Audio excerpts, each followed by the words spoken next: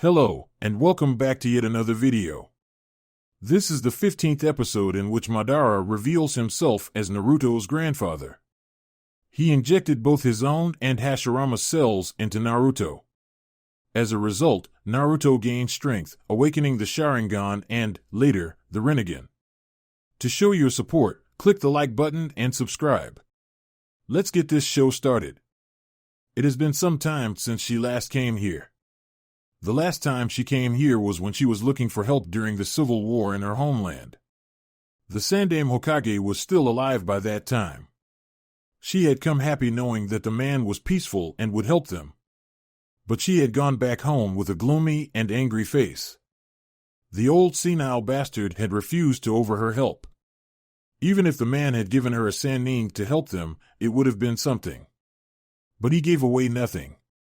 She may never like the old man for what he did. He had just stood and watched in the sidelines while its citizens bathed Kiri in blood. Moreover, he, Hiruzen, who proclaimed to be a peaceful man, merely stood far away and watched. The village had enough military power to help, but he did not, and yet he continued to call himself a man-peace. Well, that was the past now. She had returned. Only because of a certain blonde-haired Uchiha. He saved her village. He may have had his reasons, but that did not change the fact that he had saved them. His taking part in their civil war saved many of her men who would have died during the war. He had managed some incredible feats that she never thought anyone could reach. His power was something else. It just saddened her that he chose not to use his power for bringing the world together. If she had his power, she would have used it to bring peace to the world. The blonde did not seem to care about peace. He seemed to be only interested in dancing. That is what his power was used for. Well, at least he was not running around the world forcing other villages to bow before the might of Konoha. She had a question, though. How long would he stay low? He was still young. He could still grow stronger than he was now. What would happen if he became stronger than he is now? Would he simply sit down and watch the world? The problem with being powerful is that you sometimes get bored with lack of challenges. That is when many start to lose it. With no challengers, it is easy to start trouble just to look for a challenge. She only hoped that something like that did not happen. It would be a shame if it did. She was happy, though, to be here. She could get to see Naruto. She had been longing to see him again. True to his word, he never did return to Kiri. He was not afraid to tell her that. Well, according to reports, he was still cooped inside Konohagakure. This meant that she would get the chance to see him inside his home. A smile slipped through her face at the thought. There also the fact that should everything go her way, Kiri would have a strong ally. Konoha was still the strongest amongst the hidden villages. If she gets Konoha to ally with her, she could also get Sunagakure. The Sand and the Hidden Leaf were allies, and since the installation of a new Kazekage, the relationship between the two villages has been nothing but good. Mei-sama, Ao said, snapping Mei out of her thoughts. We should move ahead, he said. Mei was in her Mizukage robes. It was the preferred choice since she was going to a meeting like this one. She had also to dress as Mizukage, that way she could look professional. Let's go, she said with a nod. She looked at Chujiro. The young shinobi had become nervous. It's all right, Chujiro. Everything will be all right, she said confidently. I hope so, Mizukage-sama, Chujiro said as they began to walk towards the Hokage Tower. Their presence, of course, brought whispers around everyone who saw them. But they did not mind them, they merely continued towards the Hokage Tower. This place has not changed at all, Mei stated as she looked around the village. It still looked the same as it did when she had come here a few years ago. Yes, it has not, Ao said in agreement. It is surprising though, given the invasion that occurred 3 years ago, the Sound/Sand invasion had done some damage to the village. He would have thought that while recovering from the damage, they would have changed some things. There was not much damage done though, Mei pointed out. According to reports, the only buildings that suffered damage were the ones located near the walls where Orochimaru's summons started their attack. It is still a surprise though, Ao said. He was not disagreeing with Mei. It was just a surprise that the village did not change after an invasion by 2 villages had occurred in this village. The 3 continued to walk in silence towards the Hokage Tower. The Umbu Tsunade sent had already gone to report of the safe arrival of the Mizukage. Another squad of Umbu was watching from the shadows to ensure that nothing happened to Mei. It would not be good for the image of Konoha should someone attack her. This would also cause troubles between the 2 villages. Konoha was still at full power. Any war breaking between the 2 villages would surely end in Konoha slaughtering Kiri. But that did not mean that they would not do anything to avoid a war. Sometimes it was better to avoid conflicts. The world has already seen many wars. It is best that another did not break out, especially when it could be avoided. War was never pleasant to anyone. The 3 finally reached the Hokage Tower and were led to Tsunade's office by a Chunin who was waiting for them at the entrance of the tower. It amused Mei how each Kage was always found in the tallest building in a village. If she wanted to, she would change to make her tower look smaller. But that should not be her worries. They were still rebuilding the village. She had to worry about that. Enter, they heard as the Chunin knocked at Tsunade's door. The Chunin only opened the door and motioned for them to step in. When they got in, he closed the door behind him and left. Tsunade stood up from her seat as a sign of respect as the Mizukage entered. "I trust your travels were pleasant," she said as Mei drew closer to her desk with her body. Guards flanking both her sides. The younger Kage smiled. "It was pleasant," she said while still standing. These 2 were the only female Kages to in the elemental nations. Tsunade was the first woman to become a Kage while Mei became the second. "Please, sit down," the blonde Hokage stated as she too sat down. As told, Mei sat down on a chair in front of Tsunade's desk. "This office too has not changed," Mei said looking around the room. "I did not change anything when I took over as Godame," Tsunade said, adopting a calm look on her face. Mei Terumi nodded. "Thank you again for sending your Umbu for assist in our travels," she said. She had told the Umbus to tell Tsunade thank you when they neared the village. The Umbu were going to leave them since they had done their job. "It was nothing," Tsunade said with a wave of her hand. "We just could not let anything happen to you before we even begin our alliance talks. Moreover, it would have looked like Konoha had planned for it to occur if something had happened to her while she is on her way here." "I guess you are right. You and your men must be tired from your journey," Tsunade stated. That was what anyone would say in her position. They had been traveling for days now. "I have already prepared a hotel for all of you for rest. That is highly appreciated," Mei said with a small smile. She could use some rest, but it was still noon. "But of course, if you want to take a look around the village, I can have someone show you," Tsunade stated. Most visitors would want to look around the village. It was like a customary thing to do for a visiting Kage. "That won't be necessary. We can find our way around the village." It was not like she would get lost. And she was not some baby that needed to be guided. Tsunade nodded. "Just to warn you beforehand, you will have Umbu tailing you as you walk around," she said. They did that to ensure that nothing else happened. It was not a show of distrust. Mei smiled again. "It is no bother," she said dismissively. "We will have the meeting tomorrow morning after you have rested. I trust that you will be prepared during that time," Tsunade stated, now adopting a look and tone of a leader. "It is no problem. Is there anything else, before I show you your resting quarters?" Mei nodded. "Could you tell me where Naruto is?" Tsunade raised a brow at the question but nodded nonetheless. "Umbu," she called. An Umbu dropped beside her desk. "Find me the location of Naruto." Hi, it was noon. Naruto was mostly at the Uchiha compound by this time. He always was there unless he was at his father's house. Those 2 places and the Hokage monument were the places one would look for Naruto. But he never went to the Hokage monument during day. As they waited for the Umbu to return, Tsunade spoke. "Are you familiar with him?" she asked quietly. Naruto had spent a few weeks in Kiri. She could guess that Mei had become familiar with him. But then again, this was Naruto. "You could say that," Mei replied with a small smile.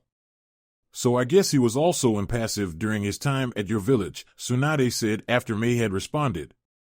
She only said that because of the nature of Mei's answer. If she had become familiar with him, then she would have just said yes. The Mizukage chuckled at Tsunade's words. He was, she said. Is he always like that even here? Yes, Tsunade replied. Well, that is unless he is tormenting the elders. Sometimes I just want to punch him in the face because of it. Again, Mei chuckled, but Tsunade joined her. It's a little unnerving, especially when you smile at him and he just stares at you with an unreadable expression on his face. Tsunade nodded wholeheartedly. It was not pleasant when he did it. If she did not know any better, she could say that he belonged to Root. The blonde never showed emotions. It was like doing that was a sign of weakness to him. The only time I saw him with a happy look on his face was before the battle. He seemed really excited about it, Mei added. That was indeed true, and after the battle, all the happiness was gone like it had never been there before. You mean like smiling like everyone else? Tsunade asked, wanting to make sure she was hearing it correctly. Yes, Mei gave short answer to the question. So the only thing that excites him is a good fight. Is it just me, or is there something wrong with that? Normal people became excited when something good and healthy happened. But Naruto was happy when he was going to slaughter hundreds of men. Mei shrugged. Well, his attitude is what makes him Naruto, she said. Before Tsunade could reply, the Umbu came back. Unlike last time, he did not kneel beside her desk. He went straight to her and whispered something to her before disappearing. The Godame sighed. Naruto is currently busy right now, she said. I guess you will see him tomorrow at the meeting or later on. A look flashed through Mei's face for a second. Tsunade noticed. Fine, the Godame Mizukage said. Come with me, I will show you your hotel. I need to get something to eat anyway. Tsunade mumbled the last part. Mei nodded to her guards and they followed Tsunade out of the office. Meanwhile, for some reason, Naruto agreed to have lunch with Yugao. He would have preferred to continue with his training, but he found himself agreeing to the idea of lunch when the woman came to him while he was at the training ground. It was lunch anyway, and he was bound to leave his training and get some food. His body needed all the energy he could give it. He never did miss a meal. But still, he had talked to her after their dinner 2 days ago before this. She had just appeared and offered to buy him lunch. She seemed happy about the idea of having lunch with him. Not that he actually bothered to look into that. It was just obvious by the look she had on her face. There was also the fact that for some reason he could not deny her. He liked her presence, it was not annoying. He could tolerate speaking with her. And for some reason, he enjoyed each time he had with her. He liked her for being a strong woman. He did not think there was anything more to that. Perhaps there were possibilities, but he did not bother to entertain them. He allowed mysteries to be mysteries, for now. Is it so bad? Yugao asked, referring to the food they were eating. She had said they should get some dango, but Naruto did not seem to enjoy it. In fact, he only put one stick on his mouth and never put another one. Yes, Naruto replied flatly. This also does not satisfy my stomach. When I say lunch, I want something that will please my stomach, he stated, looking at the dango in disdain. How did someone call that food? He could not understand it. Perhaps he should not have even bothered to try to understand it. He needed something that would make his stomach happy. He needed strong food. At home, he would have prepared himself something that was worthy of his time. You know, you could have at least pretended to enjoy it, Yugao said with a sigh. Most people would say it was good even though they did not think so, just to be polite. I could have, but I chose not to and never will pretend, Naruto said, breaking any hope that Yugao had that he might actually one day pretend to like something when he did not. Just when I wanted to treat you with something you never experienced, Yugao said. Well, she was not sad though. Fine, if it makes you happy we can go to Ikaraku, you used to love that place, she stated in a defeated tone. Naruto actually smiled at her. Finish up, he said. Yugao shook her head. If I am going to have ramen, I might as well leave this, she said. Naruto stood up and waited for her to do the same so they could leave to Ikaraku. He had not eaten ramen in some time. He did find the food enjoyable. The eating there would be like returning the favor to the Ikaraku. They had done much for him. Let's walk, Yugao said, earning a blank look from Naruto. I know you don't like walking the village with the villagers looking at you with happy smiles. But I have never walked with you. I want to experience what it feels like to take a walk with you. What more requests do you have, Yugao? Naruto asked as if he was ready to deliver any request she might have. Yugao smiled. Can we hold hands while we walk? She found herself surprised when she said that. She realized what people would say if they saw them walking together like that, but she did not care. No, Naruto replied, turning away from her. Well, yeah, he could refuse her. And the look on her face was somewhat priceless. I am becoming much more comfortable with her, Naruto thought, placing his right hand on his chest. Is it the heart? Have I developed some sort of feelings? He shook his head. The answers were for another time. Now was not the right time to be asking himself those questions. Son of a bitch! Yugao cursed within her head. He did it on purpose because he knew the picture it would paint. But that would not be a big deal because Naruto had already made it clear that he liked her. She also had already made it clear by her actions. Naruto knew that, but he was not going to work on hints. He would be patient until she can finally say it. He did not seem to be in a hurry to be in a relationship. She could guess that was the reason he had not pointed out that her actions mean that she likes him. That was cruel of him. But either way worked out for him. Perhaps she had made it too obvious too soon. She never hid that she liked him and Naruto did not hide it. But he was vocal about it, while she had not been. And unless she becomes vocal about it, Naruto would just continue to torture her by playing ignorant of her feelings. Cruel bastard. Sighing, Yugao looked up to Naruto and followed him closely from behind. She walked beside him and looked around the villagers. Do you not like walking around here because you think of murdering them all for what they did to you? Yugao was even more surprised, again, that she had asked such a question. Perhaps it was because of her mental turmoil. Luckily for her, two things happened. Naruto simply looked at her with her raised brow. Anko called her name. She was relieved when Anko called her. That meant that she would have to forget about the question, and Naruto did not seem like he was going to answer her anyway. Yugao-chan. Naruto turned to look at Anko and another woman he recognized as Yuhi Kurenai. The latter was having a wide mischievous grin. Why did I have to meet her here with you? Yugao asked more to herself than to Naruto. Is there a problem? Well, Anko asks, how could she put it in a way Naruto would understand?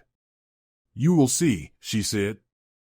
Hello, Anko, Kurenai. Yugao greeted the two as Naruto remained quiet, not even seeming the slightest interested in joining the friendly meeting.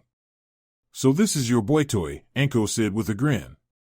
She then walked closely to Naruto and stared him to the eyes.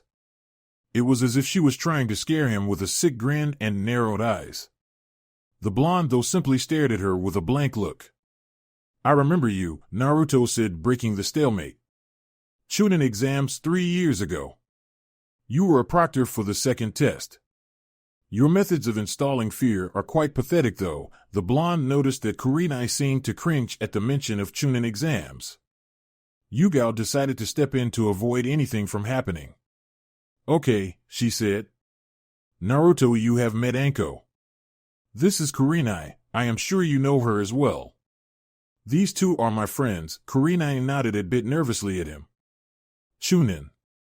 Exams, preliminary rounds. I gave Kiba quite a beat down and you came to give me your peace of mind. Unfortunately, I was not interested in it, Naruto stated, reminding Kurenai of their past encounter. Something so trivial should not concern you, he said. Anko decided to take the spotlight again. So where are you going? Are you coming from a date? Yugao was quick to reply, no, we are just going to have some ramen, just the two of us. She emphasized the two so that they could get the message. Anko waved her hand dismissively. You don't have to hide the fact that you don't want us on your little date, she said. Anko, let's go, Kurenai said a bit forcibly. Fine, the snake mistress said. I will see you tonight, guys, Yugao said as she and Naruto prepared to leave. Naruto spoke before they walked away. Anko, next time don't come to me so close while reeking of snakes. They remind me of Orochimaru and I dislike him very much. Next time you come so close to me with that scent, you might end up not okay, he said, turning around to leave. Is that a threat? Naruto merely gave Anko a blank look and walked away with Yugao. He was not going to answer such a question.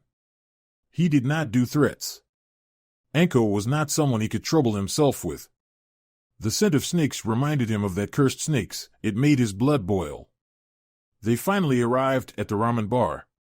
It was not much trouble.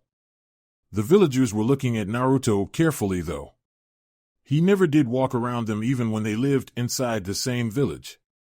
It was a rare sight to see him walking, especially with a woman beside him. No one was making trouble, though. They all stayed out of his way, but did so smiling at him. Well, not everyone was smiling. Not that Naruto cared about it anyway. Ah, Naruto, it has been long, Tsuchi said as the blonde Uchiha took a seat along with Yugao. Naruto smiled slightly. Yes, it had been, he answered. How have you been? You don't come here anymore, Tsuchi stated, looking straight at Naruto. Sure, the blonde has changed, but it did not hurt if he came more often than he did.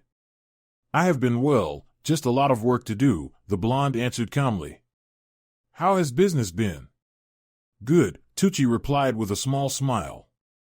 If it was not good, then I would have closed, now wouldn't have I? I guess not, Tsuchi then turned to Yugao and smiled at her. So I guess you are the one who dragged him here, he said with a wink. Yugao smiled. Yes, she said. Naruto may have wanted the ramen, but if she had not dragged him from his home, he would never have come here. She could take all the credit.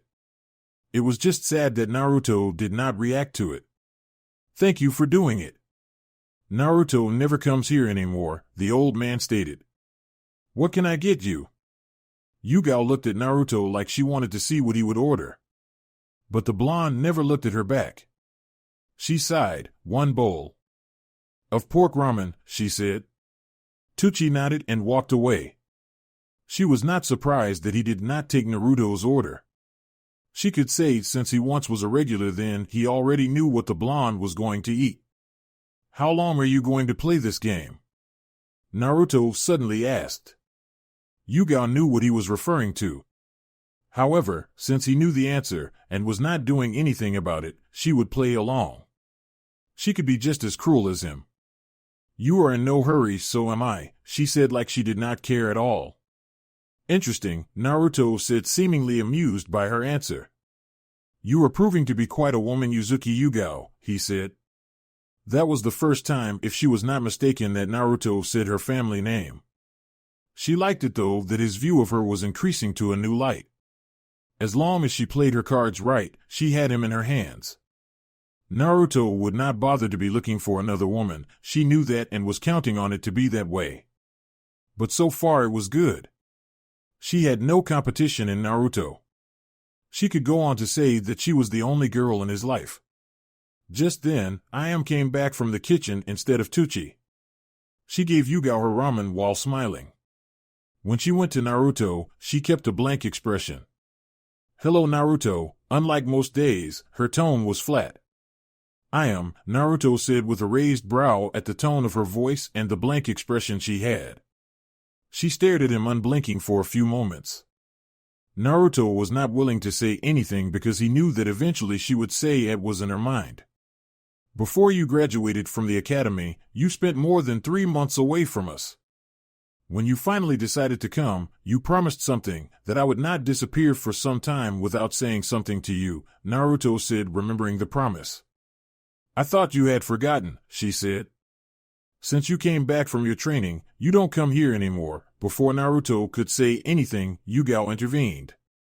Naruto almost never leaves the Uchiha compound, she said. It was obvious that she was not done. Don't worry, I will drag him here once in a week when he is inside the village. Iam's expression changed in a flash. She smiled happily. Thank you, she said, bowing her head towards Yugao. Then again turned to Naruto. It was nice seeing you again, Naruto. Likewise, Naruto responded, digging in his bowl of miso ramen. The two then ate their ramen in comfortable silence. Neither were in a hurry to finish up the ramen. They savored it in the silence.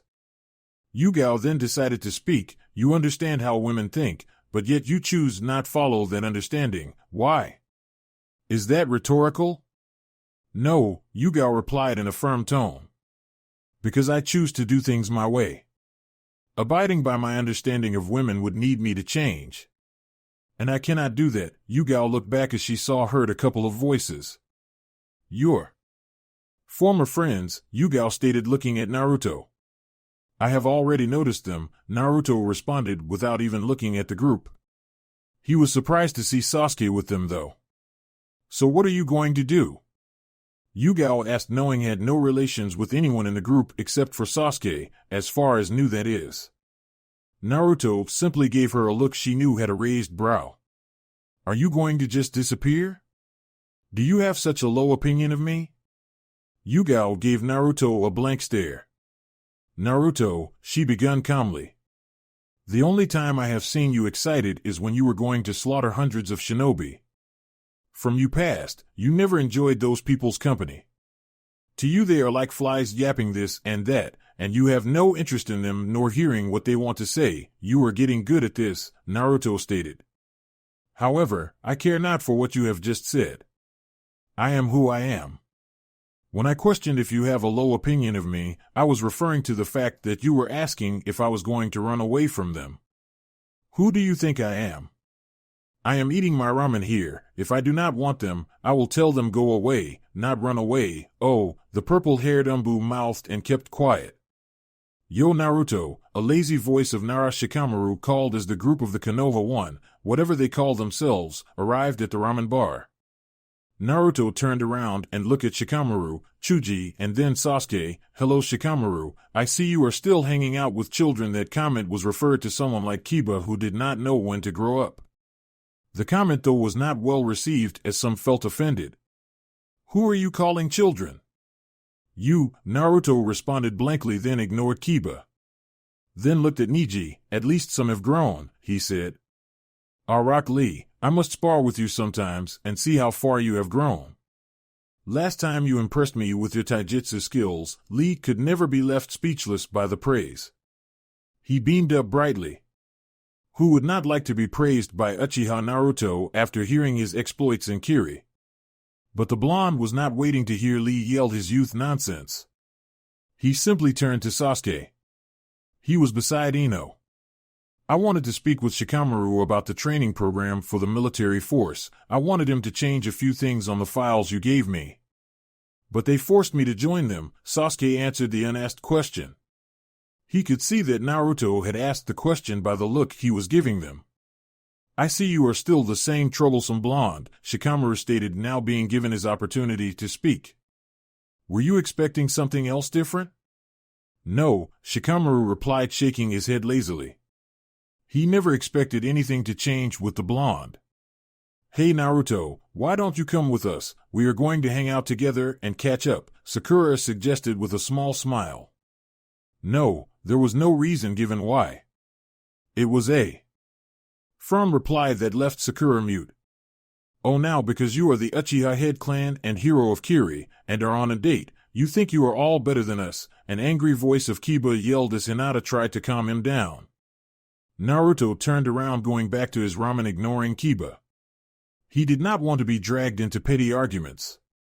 Of course this seemed to infuriate Kiba. Don't you dare ignore me, bastard. No one seemed to be willing to quiet the Inuzuka clan heir. You are loud, the blonde said. Perhaps if you were not so loud I would have given the idea a thought, Naruto responded, not even looking back at Kiba. Sasuke, after this thing, come back at the compound with Shikamaru. I have some matters to deal with him. Sasuke nodded with a shrug of his shoulders. That bastard. You know Naruto, you don't have to be so cold, Yugao said. I refused the offer because I was not interested. I explained to Kiba why I was not responding to his petty outburst. Naruto stated, looking straight at Yugao. How do you call that being cold? Yugao fell silent, not willing to say anything further. Come on guys, let us go, Shikamaru stated, not wanting trouble to start. For sure, in Naruto's own explanation, nothing is wrong with the picture.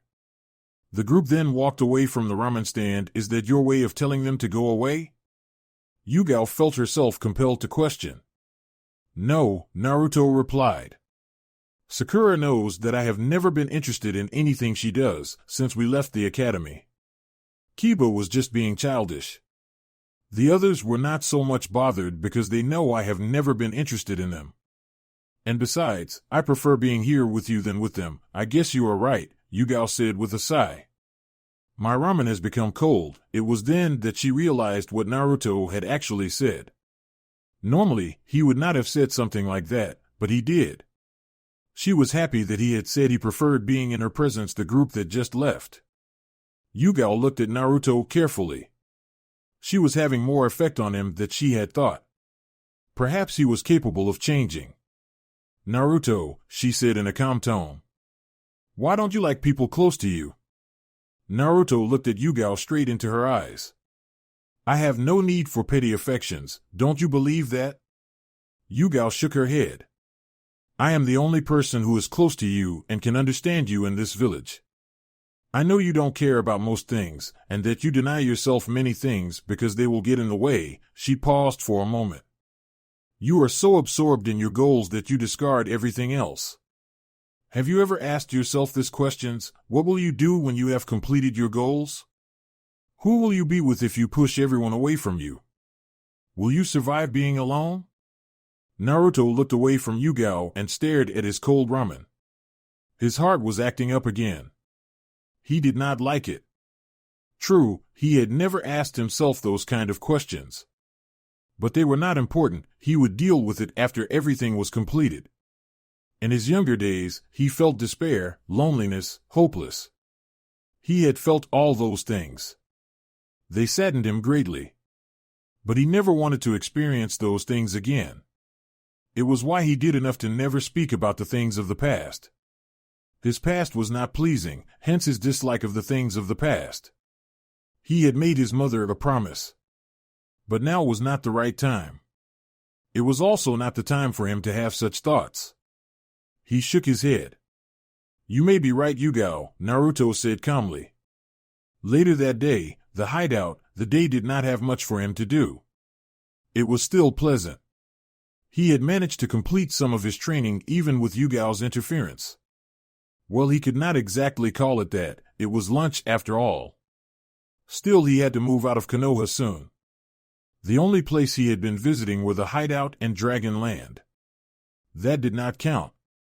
It all still counted as being inside of Konoha. Perhaps a mission would do him good. He could find some perfect test subjects for testing his jutsu. Naruto smiled at the thought. He could not wait to test his jutsu. Akatsuki were on their move. It was not going to be later that Obito would come before him and offer him some petty threats or simply just show up to reveal pathetic excuse for existence. The days were numbered, though. He would join Rin in the afterworld. How is your body holding up? Zetsu asked, looking straight at Naruto. So far it has been holding up far better than I thought, Naruto answered, taking his seat. His seat was like a throne. It was inside the room Madara used while he was still synchronized with the Gedomazo. But right now, it was no longer inside the hideout. It disappeared ever since Nagato started summoning it. He figured it must be taking refuge inside one of Akatsuki hideouts. But I have two problems, he added with a rather serious look on his face. Two? Zetsu asked with a curious look on his face. Naruto nodded. The second problem is worrying, but I will have to find a permanent solution soon. It is targeting the cells, nerves in my body. More importantly, it seems to act up when I use my Kekkei Genkais. My body has become used to having my Sharingan activated, but when I use the EMS and any of its abilities, it starts shut all the doors that enable me to use my bloodlines. This makes it difficult to use then and brings me large amounts of pain. Mokutan has become difficult and uses more chakra. Amaterasu hurts my eyes severely. Susanoo feels like it's crushing my body, and I can no longer maintain it for longer periods. Should these problems continue unsolved, I will lose all my bloodlines. The first problem is not so much worrying since I know I can solve it. At first, when I used much more chakra for S-rank jutsus, my chakra system seemed to take some damage. If I had not found a solution to that quickly, my chakra system would have been leaking chakra throughout my body. This would make it uncontrollable. For someone who has large pools of chakra, unstable chakra inside my body would have proved disastrous. Zetsu whistled. Do you think he planned it all? Yes, Naruto responded with a nod. I think that the purpose of the poison or virus was to destroy my chakra system so that I would not be able to use it. But because of the secrets of my body, that purpose was altered. For someone like you who is proud of his power, if you were to lose it all, you would never be able to survive, Zetsu stated. But because the destruction of my chakra system has been delayed, the virus seemed to have another target, making sure I never use my bloodlines. It seems like it was created that way, so if you dealt with the first problem, if the virus would attack something. Either way you are screwed, it appears so, Naruto stated. He had this calm look on his face as if this not a serious matter. Anyone would be definitely freaked out by this. So how long do you have? I don't know, it's unpredictable. The medicine I am using now is fighting, but it seems to be losing strength. It is like the virus is adapting to it, Naruto sighed, placing his hand under his chin. Should anything happen, you will have to kill me. That is if I don't die immaturely. Zetsu was silent, trying to decipher what Naruto was saying to him. The blonde then decided to explain. Although I would not do this, my existence has to continue until I complete my objectives. You will have to make Nagato use the Rinne Tensei to revive me. I don't care how you make him do it. But I still want him alive. My body should be rejuvenated in my rebirth. Zetsu nodded with a grin. Why do you want Nagato alive? I want to fight against the so-called god of aim. And I want to see the power of the Rinnegan. It is only a matter of time before I awaken my own eyes. I want to see what they can do, but in his current state, Nagato won't be much of a challenge. Nagato was immobile and Naruto would not like to fight with puppets. Not really, Naruto said, earning a look from Zetsu. Obito will think of something to return Nagato to the state he was before synchronizing with the Gedomazo. Do you think Obito would give Nagato more power than he has now, even when he plans to take your grandfather's Rinnegan from him? He will, because it works better for him. If Nagato is given his mobility back, he will prove more of a challenge to me. Either he loses or defeats me, it works better for him. But in his current state, it cannot work better for him, Naruto explained. If both you and Nagato fight in an even battle, you will both tire each other out. Obito can then come and finish things because both of you will be weak. If you do defeat Nagato, he will come and take advantage of your weakened state. If it is Nagato who is victorious, he will do the same, Zetsu realized. Do you really think he will do it? Obito will do anything to make sure that the plan succeeds so he can live with Rin. Everything is because of Rin. Why does he not just get Nagato to bring her back with the Rinnegan? That would complicate things. Even he knows that she will not be happy. Also, Obito is technically no longer human because how he survived. Rin would not want that. He also hates this world and sees it as a fake. He refuses reality and chooses to believe in the world of dreams he wants to create, a world he will be the supreme ruler, where everything will go his way, Zetsu nodded.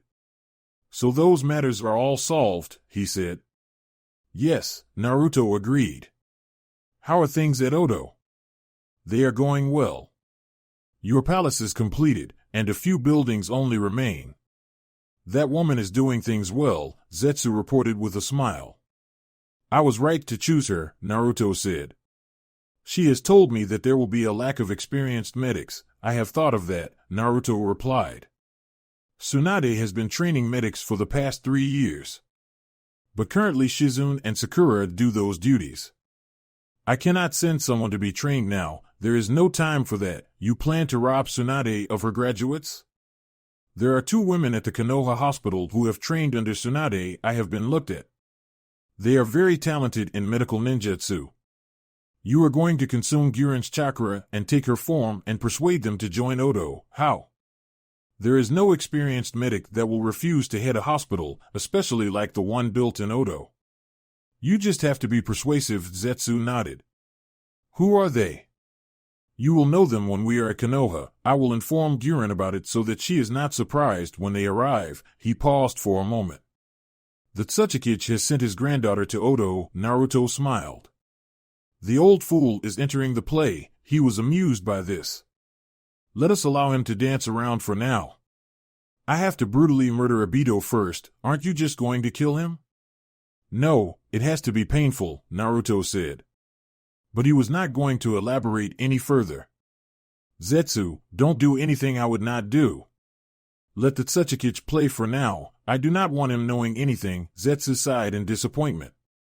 Well, he would get his fun after Obito is murdered. He would just have to be patient. He did good by telling Guren to reveal nothing to Kuratsuchi. Is there anything else? Deidara and Sasori should be arriving at Suna by tomorrow night, so Sunagekure will be attacked by N tomorrow, and if someone does not intervene, they will capture Gaara, Naruto stated, rubbing his head. This was troublesome. Tomorrow was a council meeting he had to attend. Sure, he would rather fight than sit at the council meetings, but in this case he would sit down. You are not going to save the Kazekage? Zetsu asked with a curious expression on his face. No, Naruto responded shortly. That was a surprise. Naruto seemed to value of the life of a Jinchuriki, and he had spared Gaara's life during the invasion. He could have killed him like he did to anyone he fights with seriously, but chose not to because the Kazekage was a Jinchuriki like he had been, like his mother. As far as he knew, Naruto would save a Jinchurikis if he could or if he had nothing against the human sacrifice. But the blonde had nothing with Gaara nor Sunagekure. You surprise me, Zetsu stated, but then something clicked inside his head. Oh, he mouthed. I dislike the desert, the blonde said. I refuse to fight a man who fights with puppets. Deidara also only does fireworks. Something like that does not interest me, so you are just going to leave it as it is. It would be a surprise if he said he was going to leave it as it was. No, Naruto said, shaking his head slightly. He activated his EMS. I have to spend much time with my EMS activated now. For the next days, I will have it activated always so my body can adapt. Now the blonde had gone out of topic. To answer your question, this gives a chance to test Suna's strength. If they cannot repel a fireworks user and a puppeteer, then they are weaker than I believe them to be. You do realize that there is a high probability that they can succeed in capturing Gaara, yes. That is why, to be on the safe side, you will absorb some of my chakra and go to Suna to give Gaara a copy of the file we have on Deidara and Sasori. I thought you gave Jiraiya that file. Should he not have already given it to him? Zetsu questioned. The file I gave Jiraiya did not contain everything, it only had abilities. But the one we have has abilities and how to counter them. I actually thought you gave Jiraiya everything. Naruto shook his head. If they fail given all that, then Suna should be stripped of its position as one of the 5 great hidden villages. I will go and see Gaara tomorrow, Zetsu stated. Good, Naruto said, standing up from his seat. I will have to retreat back to the compound. Record the battle that is to take place tomorrow in Suna. I am interested in how strong Gaara has become. Without saying another word or waiting for Zetsu to respond, Naruto walked away. The following day, council chambers, it was still early in the morning, but Tsunade had decided to first start with the meeting so that she could look ahead to other things during the day. She did not think that the meeting would take much time. They had already discussed much in the proposal for an alliance. She was not going to make things difficult for the Mizukage. She was happy that everyone had come in all good moods. Naruto had not made a fuss when being called for the meeting. In fact, her Umbu informed her that he seemed to have been already waiting for it. She looked at him for a moment. He was wearing black, as always. She noticed that he did not often wear his forehead protector. He was not wearing it even now. He also looked calm and only smiled once when May greeted him. His eyes were also different. Everyone seemed to notice it. She could say that it was his Manjikyu. It was a surprise to see him with it activated. He always had the Sharingan activated, not the Manjikyu. Thinking of it, she had never seen his real eyes before. Ever since she came back to the village, he had always had his Sharingan activated. She would not say that he was just showing off. He seemed to be comfortable with it activated. He was also not making much noise. Tsunade sighed. She just hoped that Koharu did not start her nonsense even today. Danzu was awake. They had to execute him by today. He would not be given any chance to defend himself. There was nothing to defend. He was deemed guilty, and there was no appeal to that decree. He was as good as dead. The Godane was happy that Konoha was moving on. They had Suna, now they would be having Kiri, that is if things go their way. May looked at Naruto with a small smile.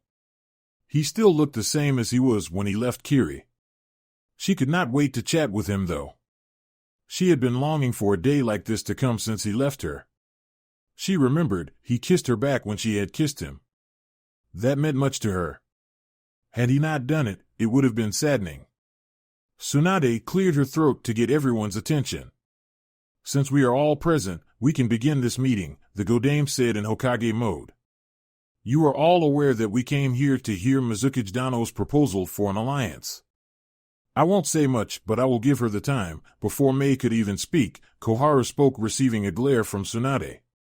But she shrugged it off and spoke. Before we even listen to anything, we must know what we will gain from allying with your village, Mizukage-sama. May took no offense in it.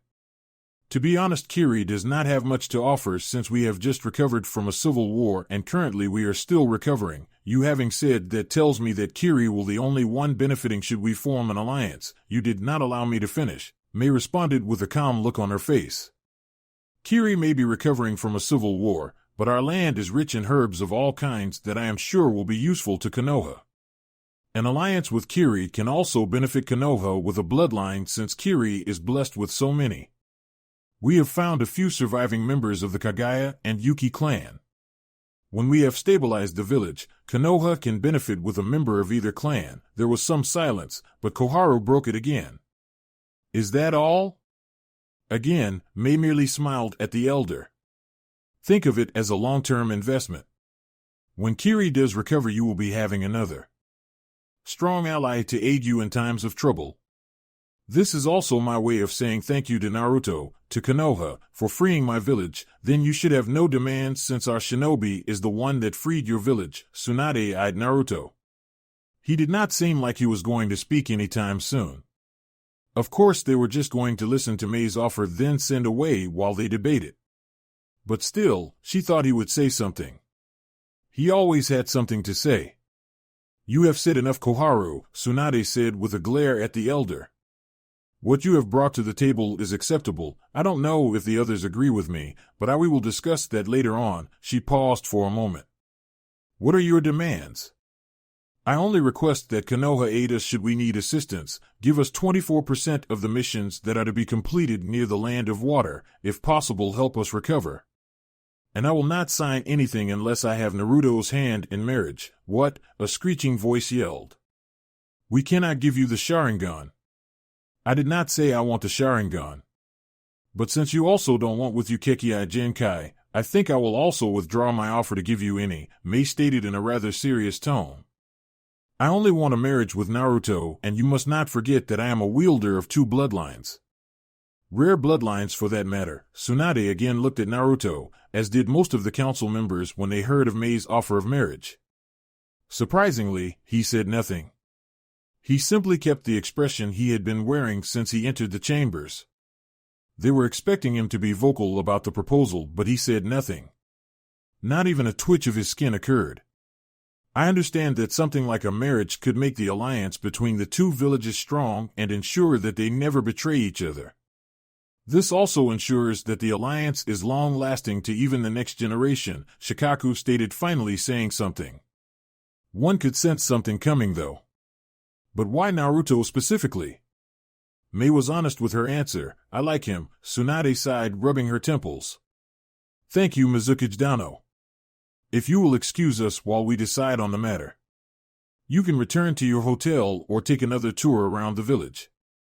I will call you once a decision has been made. Mei nodded and walked away from the chambers. She had given it the best she could. If they did not accept her offer, then she would have to live with it. The elder was one greedy bitch though. She wants other villages' bloodlines, but she does not want to give out her own. I think her demands are reasonable, Sum said. But we cannot accept the one about helping her village recover. The Inuzuka matriarch spoke her own thoughts. Given that Naruto-san, who is one of us, helped free them, I believe we have done enough. Helping them to recover after helping free them will be giving too much, Hayashi stated stoically. But she did withdraw her offer to give us a Kagaya or a Yuki to create our own clan here in Konoha. Inoichi reminded the clan council of the fact. That is because someone had to open their big mouth, Tsunade said, sending a hard glare at Koharu. She stated that she was not interested in the Sharingan, Shibi said. That leads me to believe that any child she would have with Naruto-san would belong to Konoha. But she stated with a very interesting fact, she is a wielder of two bloodlines, Shikaku stated, allowing the words to play inside their heads. We must also not forget that Naruto himself is a wielder of two bloodlines, very powerful bloodlines for that matter, the Sharingan and Mokuton. I wonder what sort of monster they will create. Hamura thought aloud. What if by some chance they give birth to a child that possesses all four bloodlines? How powerful would that child be? Naruto was already really strong with only two of the bloodlines, and he had not even reached his prime yet. Mei herself was a Kage-level shinobi with her bloodlines. Really, what monster would they give birth to? It does not matter. We know should we agree to this, their child will be strong, and we might even gain one of the Mizukage's bloodlines, Koharu stated. So far we agree that the proposal is good, except for the part where we help Kiri recover, correct? The clan heads, except for Naruto who had been quiet, nodded. What about our own demands and what we will give Kiri? I don't think that there is nothing that Kiri can give us at the moment. As the Mizukage said, the alliance will be good for Konoha on the long run, Shibi stated his own thoughts. The others seemed to agree with him. Tsunade nodded and looked at Naruto. What do you have to say about it, Naruto? Do you have any objections to the marriage should we accept the proposal? All the eyes turned to Naruto. It crossed everyone's minds that Naruto could simply say no to the marriage proposal. While Mei was a desirable woman, Naruto seemed not to care for that. I have no objections, Naruto answered calmly.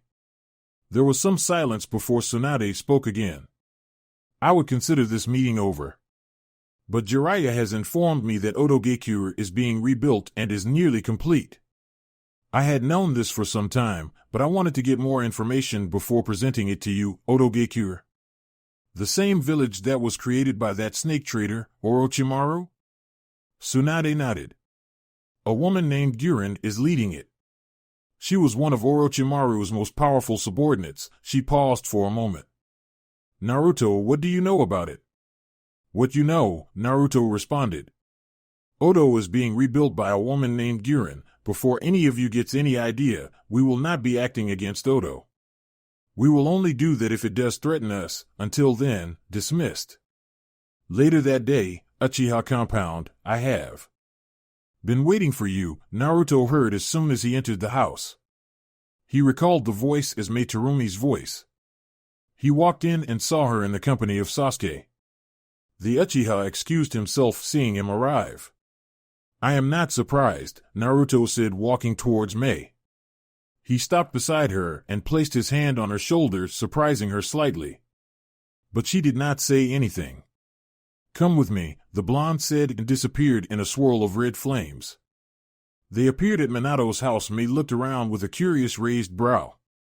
What is this place? Another house that belongs to me, Naruto replied as he ushered her to the library. He sat down behind the desk and motioned for Mei to sit on the chair in front of the desk.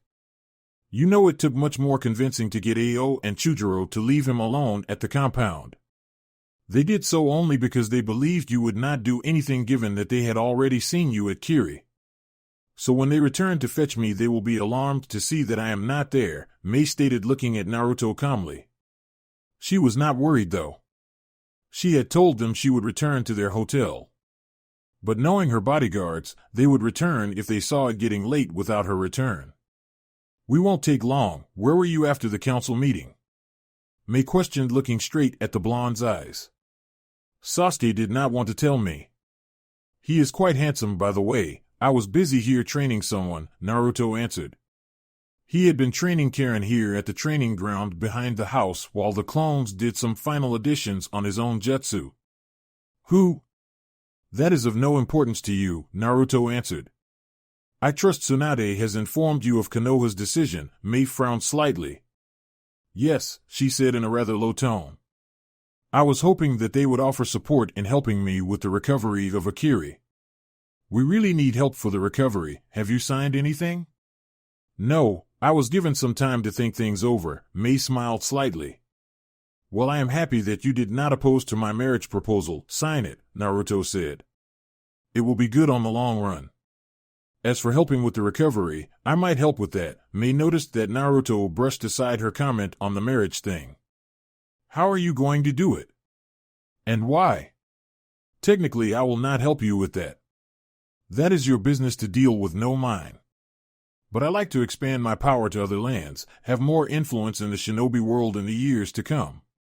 Nonetheless, I have someone who can help you with what she can. It will be good for both you and her. What are you talking about? Odo, by now you must have heard that the village is being rebuilt. It's nearly finished by now. They're just doing some finishing touches left. I started that project as means to expand my power. After leaving here, you will go to Odo and speak with its leader about an alliance. Tell her that you were sent by me. Both of you can fix something, Naruto explained. You are behind Odo? Naruto did not admit to it nor deny it. So I am guessing Konoha does not know about it. That is true. Why tell me though? Aren't you afraid I might tell the Hokage about this? Naruto smiled slightly. Would you betray the man who freed your village? Would you betray the man who you want to marry?